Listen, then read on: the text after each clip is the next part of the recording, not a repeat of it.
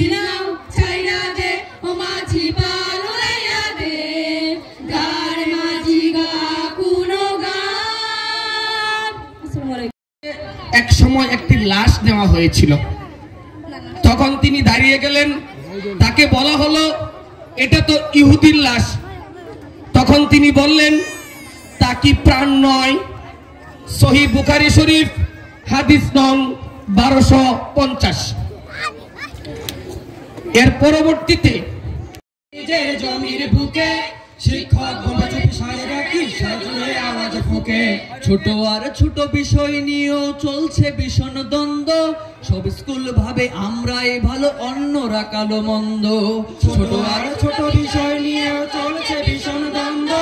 সব স্কুল ভাবে আমরাই ভালো অন্যরা কালো মন্দ। পড়াশোনা নিয়ে মারামারি নেই, দোকান স্কুল ডুব।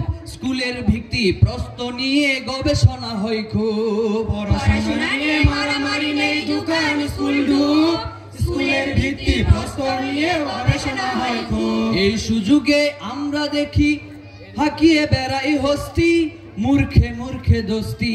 জ্ঞানীতে জ্ঞানীতে বিভেদ এখন, মূর্খে মূর্খে দোস্তি।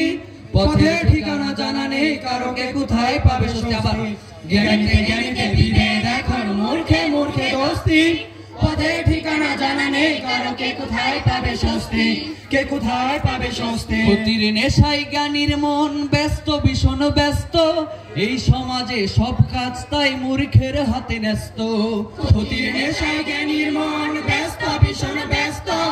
এই সমাজে সব কাজ তাই মূর্খের হাতে ন্যস্ত।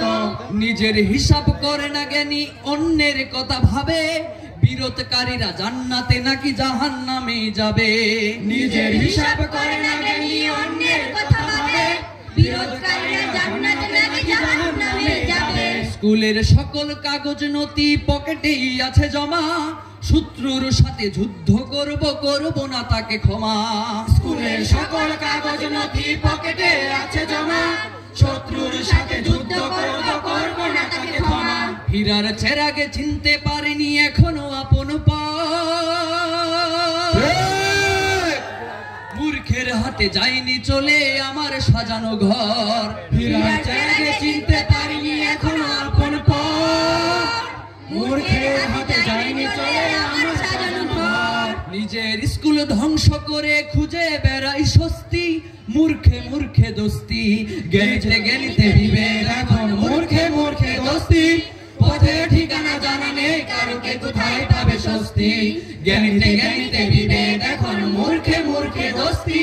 পথের ঠিকানা জানা নেই কারো, কে কোথায় পাবে স্বস্তি, কে কোথায় পাবে স্বস্তি, কে কোথায় পাবে স্বস্তি। ধন্যবাদ। আমরা আমাদের সকল অতিথিবৃন্দকে একসাথে আমরা একটু মঞ্চে আহ্বান করছি, আপনারা আসেন। তারপরে আপনাদের কাছ থেকে কিছু সংক্ষিপ্ত বক্তৃতা এই অত্র প্রতিষ্ঠান সম্পর্কে শুনতে চাই। এটা কি আসলে